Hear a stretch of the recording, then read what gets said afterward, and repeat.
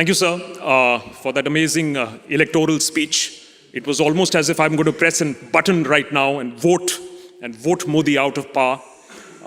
It was very ironical that you spent, 25 minutes talking about the danger that India faces. And at the end of your speech, you land up saying is Modi's aura is on the wane. If it's on the wane, then what's the problem? Why are you so scared if it's on the wane? But the debate till now has progressed as a chat GPT research.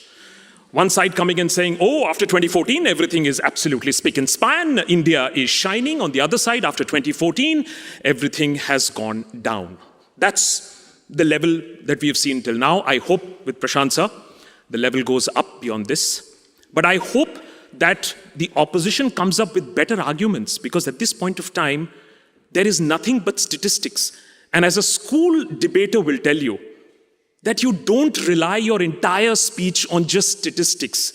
Because even a class 8 debater will tell you there are three kinds of lies: white lies, black lies, and statistics. So I'm going to stay away from overburdening this audience with just statistics. We're going to talk about India a little bit, and a little less about Modi. That seems to be an obsessive angle here. We are forgetting what is bigger, India or Modi. So there are two basic points in this debate topic. Modi's India, we'll get to that in a bit. And where is India going? Is it going in the right direction or not? You have a very simple job: to prove to this house that it is going in the wrong direction, not that it is making mistakes. Are you trying to tell me the Congress never made mistakes? Are you trying to tell me the CPM never made mistakes? What are we talking about here? You're counting down mistakes. Are we here to just count good things versus bad things? Let's go a little beyond that. India is bigger than that. You know, look at England from India. Okay, I'm going to give you the Indian perspective. If you switch on broadcast and watch the headlines, what do you see? Oh, Brexit. Oh, Boris. Oh, cost of living. Oh, England is going down. It's a pretty gloomy picture. So I thought, really? Things are that bad? Are they going to start taxing us again? Teen guna lagan? You guys...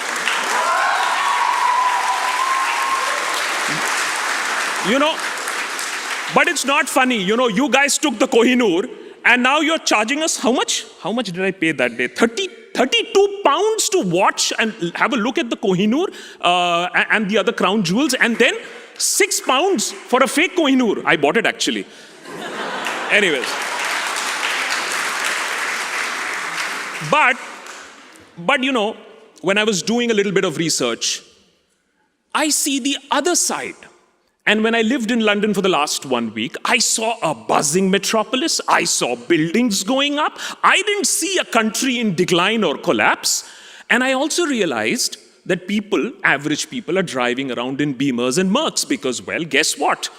We might have beaten you guys in overall GDP, and trust me, it's a celebration point in India. Good, we should celebrate.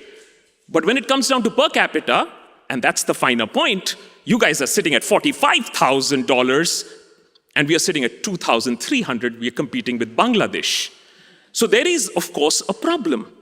And I am just trying to tell you that let's go beyond this headline. And after 2014, this was good, this was bad, this was good. The debate can extend for the full night. Now let's stretch our imagination and answer this question to me, sirs. At what point of time was India in the right direction? Which decade was India in the right direction? 1950s?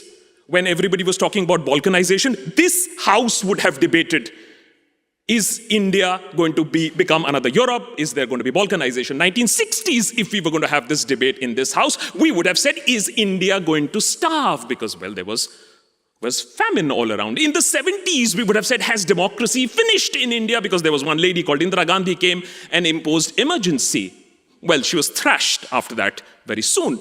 and reduced to the footnotes in history. Besides landing at the Indira Gandhi International Airport, we don't hear too much about Indira Gandhi. A lady at one point of time was India is Indra, Indra is India, something that we often sort of hear today. Then let's come to the 1980s, when there was economic collapse, literally, Hindu rate of growth. Then the 90s, when there was political upheaval and coalition governments falling. Then there was 2000s, where there was terrorism all over the place. And yes, there is a problem of communal politics, I admit. I'm not going to shy away. I am going to admit to the fact that yes, there is a problem of communal politics. And that has been harvested by politicians. And that is what politicians do. They harvest issues. And maybe in another 10 years, if I'm lucky enough to be invited again to this August House, we might be debating something on the environment because, well, we are sitting on a time bomb. 56 of the most polluted cities in India out of 100 belong to India. So first and foremost, let's change this mindset that we are in a wrong direction, because we are not. There is never a right direction, a wrong direction. India is larger than one person trying to set the country in one direction. India has always stammered, stopped, hopped, jumped, but there is never a great leap. We are not China. We will take our time. It's an elephant, remember, guys? It'll take its own time. We are a behemoth. There are issues that we are facing, but we are still on the right track. And I am not going to sit here and count the numerous economic angles to this, how we are a bright spot while the rest of the world is staring at recession. England barely missing recession, Germany getting into recession. And as a matter of fact, even the World Bank has been saying is that not only overall GDP, but per capita GDP, India is the largest, fastest growing large economy. So as far as the economy is concerned, there are issues, there is concern, but we are much better off than the rest of the world. So let's take the economy aside. Everybody is in a worse off state than us. Then, besides us having losses and having wins, let's come to another point which I find very interesting. We are upheld to this standard of democracy. I, on my channel, scream day in and day out that we need to be better. Agreed. But who am I competing with? Whose standard of democracy you want us to live up to? UK? You guys had the Magna Carta in 1215, if I'm not wrong. And then King Charles I was hiding in Oxford, then he was dragged out and then beheaded in 16th century or whatever. You guys took centuries to get your democratic act right. And even now, well, let's not get into what's happening at this point of time. But I am just saying, look at 75, 80 years. Was England a good practicing democracy after Magna Carta, 16th century, 17th century, 18th century? When? How much time did it take you? Let's take USA. 1776, and then 70, 80, 90 years down the line, civil war, ripped apart the nation. Everything had to start anew, and even then you had the Jim Crows, etc., etc. I am not saying India is perfect. I am admitting to the lots of flaws that India has at this point of time. What I'm trying to tell you is that a democracy will not leapfrog, or one person can't hold back such a massive country that had been set on a path in 1947.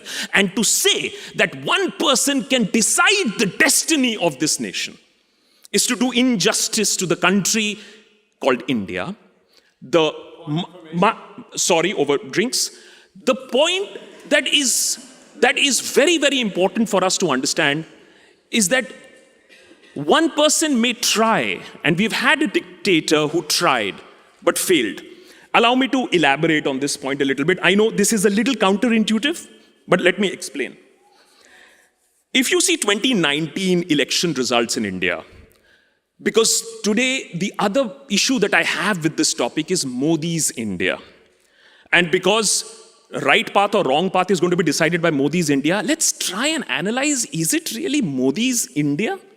Why are we giving Modi such a lot of importance to decide that he controls the destiny of India? I don't agree with it. So what I'm trying to tell you is that India's path and destiny cannot be decided by Modi. Here's why. 2019, BJP peaks. How much does it have? 37, 38% of the popular vote.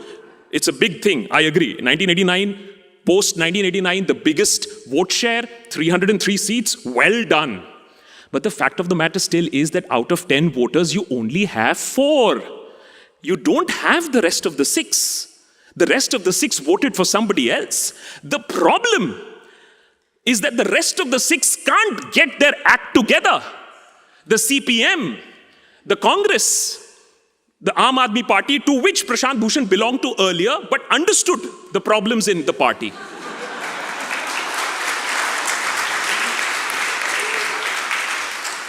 What gives people in the BJP to say to any argument that you might make, aayega to Modi hi? Desh ke papa. I'm not saying this. Spokesperson Samit Patra has said this. Supreme leader. These are words uttered by a very senior spokesperson of the BJP. What gives them this confidence? The confidence that they have comes from a very, very fractured opposition that can't get its act together, that can't decide to work together. Some progress has been made. Now they are saying that they're going to have a meeting in Patna, I believe, and many of the opposition parties are coming together. Mind you, that if the opposition gets its act together, if they stop cutting each other's votes, then Modi, like Indira Gandhi, in another 5 to 10 years, can easily be reduced to the footnotes of history. Forget him changing the path of India. I absolutely believe that. The question is whether the Congress, whether the CPM, 61 seats in 2004, I wonder what happened after that. So there is, of course, a problem of the opposition not understanding social media, not understanding the younger generation, not understanding how hard work really happens, how Panna Pramukhs draw people to the voting booth. So there is a lot of work that the opposition needs to do, which does not happen. I'll end with just one simple point. A lot of people thought Trump is also going to change India. And as a matter of fact, Trump got, if I'm not wrong, 73.6 million votes, the highest for a sitting US president ever. It just so happened that Biden even got better than that. So there is always a threat to democracy. There are always people trying to change the direction of a country. It is, of course, the opposition, what the leaders of the opposition, what the alternative leadership does that can save or at least stop this change of track that is being attempted. So the point is very simple. My point is very, very, very, very clear, and I hope that I'm refuted on this. I hope that I'm corrected on this. That A, the path that India has set on is too huge to be changed by one person. Karnataka is a very small example. I'm not even getting into the elections. If you want to take a quick look at the map of India and how many states does BJP actually rule, it'll be surprising for you. So it depends on how the leaderships work. The only reason why we are debating this, I believe, in this house is because the opposition of India really failed and allowed one person to grab so much of mind space. That's all. And that can change within months, if not a few years. I'll end with a simple challenge. The opposition, I hope, there's 2 speakers still left, they just need to prove me one thing. It's not a question, and by the way, right or left, right turn in quote, as you mentioned, sir. I can also mention left turn that we have been for the last 70 years when liberalization was not allowed and we starved ourselves. Had we liberalized much more, maybe our per capita income today would have been $20,000 maybe. So we have been stuck at the left turn also. So it's not a question of right turn or the left turn. The question is, are we on the right path? Yes, there have been blockages. Yes, communal politics has been exploited, just like you had exploitation of caste politics, just like you had exploitation of poverty politics, Garibi Hatao, which the Congress would remember very well. In the same way, communal politics and a religious revivalism has been weaponized. I agree to that. I admit to that. The question is, can you, sir, counter that and help us again get back to a very fast pace on direction? Have we meandered a little bit? I would agree. Have we not done the best that we could have? I absolutely agree. But are we on the wrong path? I am not getting that. Please let me know, where is it that India has taken a U-turn or completely gone on a wrong path? That is what you need to prove to this House, which unfortunately hasn't been done till now. Thank you.